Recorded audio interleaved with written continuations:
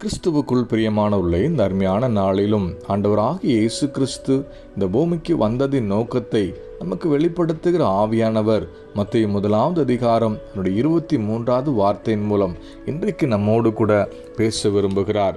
இதோ ஒரு கன்னிகை கர்ப்பவதியாகி ஒரு குமாரனை பெறுவாள், அவருக்கு இம்மானுவேல் என்று பெயரிடுவார்கள் என்று சொன்னான். இம்மானுவேல் என்பதற்கு தேவன் நம்மோடு இருக்கிறார் என்று அர்த்தமாம். பிரியமானவர்களே, இயேசு கிறிஸ்து இந்த பூமிக்கு வந்ததின் நோக்கமே நம்மோடு கூட இருந்து நம்மை வாழ வைத்து சாட்சியாக மாற்றி நம் மூலமாக அவருடைய நாமத்தை மகிமைப்படுத்துவதற்காக. வேதாகமத்தில் உள்ள ஒவ்வொரு பரிசுத்தவான்களுடைய வாழ்க்கையிலும் ஒருத்தருமே உதவி செய்ய முடியாத சூழ்நிலையில் எல்லா பக்கமும் நெருக்கப்பட்டு எல்லாமே எதிராக நடந்தாலும் தேவனாகிய கர்த்தர் அவர்களோடு கூட இருந்து அவர்களை ஆசீர்வதித்து தம்முடைய நாமத்தை மகிமைப்படுத்தினதை வேத வார்த்தையில் வாசிக்கும் போது அறிந்து கொள்ள முடியும்.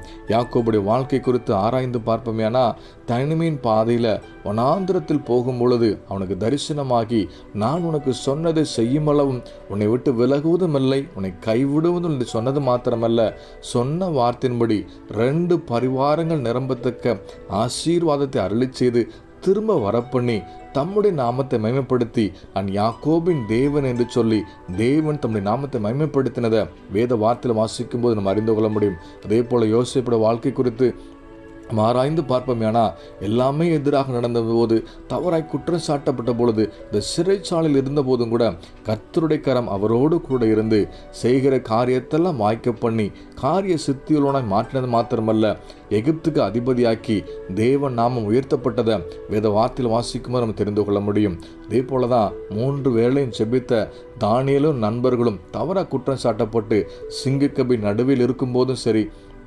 சூளை நெருப்பின் நடுவிலையும் 4வது நபராக அவர்களோடு கூட உலாவி அவர்களை தப்புவித்து கனப்படுத்தி தம்முடைய நாமத்தை மகிமைப்படுத்தின தெய்வம் இன்னைக்கு நம்முடைய வாழ்க்கையில் எப்பேற்பட்ட நெருக்கம், பாடு, கஷ்டம், எல்லாராலும் கைவிடப்பட்ட நிலைமையில் ஒன்றுமே முடியாத சூழ்நிலையில் கூட நம்மை விட்டு விலகாதபடி நம்மோடு கூட இருந்து நம்மையும் தப்புவித்து கனப்படுத்ததான் இந்த வார்த்தை கொண்டு நம்மோடு கூட பேசி கொண்டிருக்கிற அந்த வார்த்தை விசுவாசித்து எனக்காக என் கூட இருப்பதுக்காக வந்த தெய்வத்துக்கு என் இருதயத்தை அர்ப்பணிக்கிறேன்னு சொல்லி விட்டு கொடுத்து நம்ம ஜெபிப்போமா?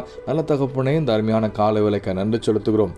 எங்களோடு கூட இருந்து எங்கள் வாழ்க்கையில் எல்லா காரியத்தையும் அற்புதமும் அதிசயமாய் நடத்தி எங்களை சாட்சியாக நிற்க பண்ணி உங்கள் நாமத்தை மகிமைப்படுத்த போகிற அன்புக்காக நன்றி செலுத்துகிறோம். எங்களோடு கூட இருக்க வந்த இம்மானுவேலருக்கு ஸ்தோத்தரிக்கிறோம். கர்த்தருடைய நாமத்தின் நிமித்தமாக கேட்டுக்கொள்கிற ஒவ்வொரு காரியத்தில் அற்புதம் செய்யுங்க.